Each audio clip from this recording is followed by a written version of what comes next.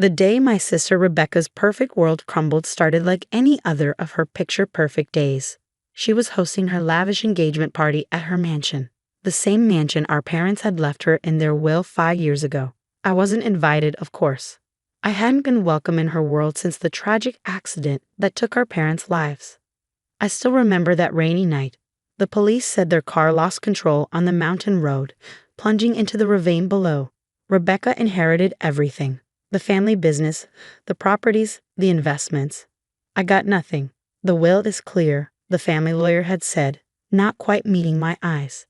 Everything goes to Rebecca. I was 23 then, fresh out of college, while Rebecca was 27 and already a successful businesswoman. At least that's what everyone thought. The truth was, she'd never worked a day in her life. Our parents' money had paved her way, buying her credentials, her connections, her entire gilded existence.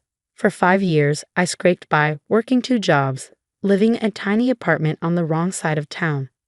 Rebecca would occasionally see me at the grocery store or coffee shop and pretend not to know me. Once, when I desperately asked her for help with my mounting medical bills, she laughed. "You're pathetic, Sarah," she sneered, adjusting her designer sunglasses. "That's why Mom and Dad left you nothing. They knew you just waste it like you waste everything else in your life." But fate has a way of revealing the darkest secrets, and Rebecca's perfect world was built on the darkest secret of all. It started unraveling 3 months ago when Detective James Morrison showed up at my apartment. He was older now, gray-haired and retired, but I recognized him immediately. He'd been the lead investigator on our parents' case. "I couldn't sleep at night," he said, sitting at my tiny kitchen table. "Something about your parents' case never sat right with me. After I retired last month, I started digging. What I found," he pulled out a thick file and an old USB drive. "You need to see this." The security footage was grainy but clear enough. It showed Rebecca meeting with 2 men in a parking garage 3 days before our parents' accident. Money changed hands. Words were exchanged. Then, most standing of all, Rebecca's voice. "Make it look like an accident. I don't care how you do it, just make sure Sarah gets nothing." My world stopped spinning. The coffee mug slipped from my hands, shattering on the floor. Detective Morrison's voice seemed to come from far away as he explained how he tracked down one of the men, now dying of cancer in prison, who confessed everything. "Your sister paid them to tamper with your parents' car," he said gently. "She knew they were planning to change their will. They discovered her embezzlement from the company, her fake credentials, everything. They were going to leave everything to you." I sat there, numb, as he laid out all the evidence. Bank transfers, phone records, witness statements. Rebecca hadn't just inherited our parents' fortune. She orchestrated their murder to get it, and she made sure I was left with nothing. "We can go to the police," Detective Morrison said, but I had a better idea. Rebecca's perfect life deserved a more poetic ending. Which is how I found myself standing outside her mansion on the day of her engagement party, watching the guests arrive in their luxury cars. Rebecca had spared no expense: ice sculptures, champagne fountains, a string quartet playing in the garden. Her fiancé, Thomas Wellington II, was old money. This marriage would cement her place in high society. I touched the USB drive in my pocket, containing copies of all Detective Morrison's evidence. Then I straightened my waitress uniform. It had been surprisingly easy to get hired for the catering staff, and walked through the service entrance. The party was in full swing when I saw her. Rebecca was radiant in a designer dress that probably cost more than I made in a year, dripping in our mother's jewelry, laughing with her society friends. She didn't even glance at me as I offered her champagne. "Thank you," she said dismissively, taking a glass. Then she did a double take, her face draining of color. "Sarah, what are you doing here?" "Security." "Is everything all right, dear?" Thomas appeared at her side, looking concerned. He was handsome in an old money way, with kind eyes that had no idea what kind of woman he was about to marry. "Just a minor issue with the help," Rebecca said quickly, her perfectly manicured hand gripping his arm. "Sarah was just leaving." "Actually," I said, loud enough for nearby guests to hear, "I think everyone here might be interested in seeing what Detective Morrison found about our parents' accident." Rebecca's champagne glass crashed to the marble floor. "You're lying," she hissed, but her face had gone ghost white. "Security. Get her out of here." But it was too late. Detective Morrison himself had walked in through the front door, still commanding attention even in retirement. And he wasn't alone. Two active duty detectives flanked him, along with the district attorney himself. Rebecca Montgomery, one of the detectives, said, his voice cutting through the sudden silence, "We need to ask you some questions about the night of October 15th, 5 years ago." The security footage began playing on the massive screen that had been set up for a slideshow of Rebecca and Thomas's romantic journey. Instead, party guests watched in horror as Rebecca plotted our parents' murder in that dark parking garage. That's not what it looks like," Rebecca stammered, backing away. Her perfect makeup was starting to run as sweat beaded on her forehead. "Sarah is lying. She's always been jealous of me. Thomas, tell them." But Thomas had already stepped away from her, his face a mask of disgust. The whispers were spreading through the crowd like wildfire. Rebecca's perfect world was shattering like her champagne glass on the marble floor. "Mrs. Montgomery," Detective Morrison said formally, "I think it's time we finish our conversation from 5 years ago." The next few hours were a blur of police statements, shocked guests hurrying to their cars, and Rebecca's increasingly hysterical denials. I watched as the officers led her away in handcuffs, her perfect makeup streaked with tears, her designer dress wrinkled from struggling against the inevitable. "I did everything for this family," she screamed as they escorted her out. "I deserved that money. Sarah was always the favorite. They were going to ruin everything." Thomas stood frozen, the engagement ring box he planned to present during the party's climax still in his pocket.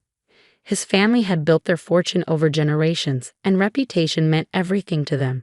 As Rebecca was placed in the police car, his father pulled him aside, whispering furiously about damage control. But I wasn't done yet. Detective Morrison had been thorough in his investigation, beyond thorough. He'd uncovered not just the murder plot, but years of Rebecca's financial crimes. Embezzlement, money laundering, tax evasion. The evidence was overwhelming. "Your parents suspected," he told me later at the police station. They'd hired a private investigator 3 months before their death. They discovered Rebecca had been stealing from the company for years, faking credentials, bribing officials. They were devastated. He handed me another file. "This was in your father's private safe. We found it during the new investigation."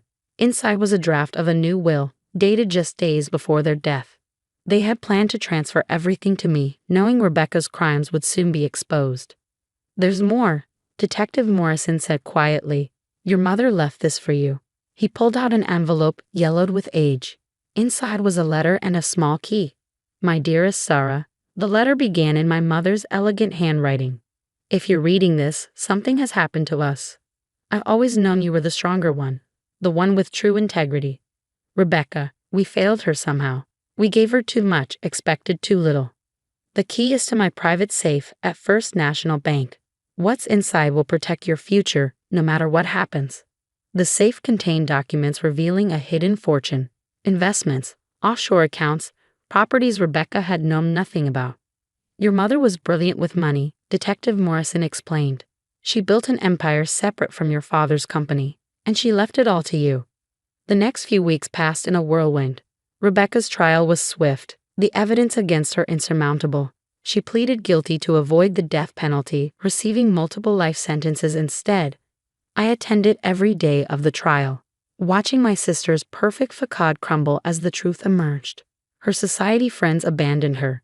Thomas's family issued a scathing public statement denouncing her. The business world that had once celebrated her success now dissected her crimes in gleaming magazines. Black Widow Harris, they called her. Murderous socialite brought down by sister's justice. But the real shock came during the asset forfeiture hearing. Not only did I inherit our parents' original estate, but Rebecca's crimes meant all her assets were seized. The judge, after reviewing the draft will and evidence of Rebecca's manipulation, ordered everything transferred to me. The mansion, the business, every penny she'd stolen. "You can't do this," Rebecca shrieked when the judgment was read. "I built that life. It's mine." But her words rang hollow in the courtroom, just like her soul. "I sold the mansion, too many dark memories. Instead, I moved into a comfortable penthouse downtown and took control of our parents' company." Years of working multiple jobs had taught me the value of hard work and integrity. Under my leadership, the company flourished. But my parents' legacy wasn't just about money. I established the Montgomery Foundation for Victim Support, helping families affected by financial crimes. Every year, we funded investigations into unsolved cases, giving other families the closure we finally found. Detective Morrison joined the foundation's board after retiring. Your parents would be proud, he told me at the opening ceremony, not just of your success, but of how you're using it to help others. I visited Rebecca once in prison. She aged decades in just months, her designer clothes replaced by an orange jumpsuit, her perfectly manicured hands now raw and chapped. Was it worth it? I asked her. All the lies, the murder, the perfect life you built on our parents' graves. She stared at me through the glass, her eyes hollow. You don't understand, she whispered. I had to be special. I had to be perfect. They were going to take it all away. No, Rebecca, I replied, standing to leave. You took it all away yourself. As I walked out of the prison, I touched the locket I now wore, the one found in Mom's safe. Inside was a family photo from happier times, before greed and jealousy poisoned everything. I kept it as a reminder that true wealth isn't measured in dollars or social status, but in integrity and compassion. The company thrived under my leadership, not through deception but through honest hard work. Thomas, who'd reached out months after the arrest to apologize for not seeing through Rebecca's facade, eventually became a trusted business partner. Life had a way of putting people where they belonged. 5 years after Rebecca's perfect world imploded, I stood at our parents' graves, placing fresh flowers. The morning dew sparkled on the granite headstones like tiny diamonds, more beautiful than any jewelry Rebecca had ever worn. We found justice, I whispered to them. And I promise, your legacy will help others find theirs too. Walking back to my car, I passed a young woman struggling with grocery bags. I stopped to help her, remembering my own days of hardship. She thanked me profusely, not knowing who I was, not knowing I was now one of the wealthiest women in the city. But that's the thing about true wealth. It's not about mansions or designer clothes or society parties. It's about who you are when nobody's watching. Rebecca never understood that. She'd wanted the perfect life so badly, she killed for it. But in the end, she'd lost everything that actually mattered. Me? I had everything that did matter. Purpose, integrity, the chance to make a difference. And most importantly, I had peace, something Rebecca's perfect life had never given her. As I drove away from the cemetery, the morning sun painted the sky in shades of hope. Sometimes justice takes time, but it always arrives. And when it does, it reveals that the most perfect lives are often built on the darkest lies.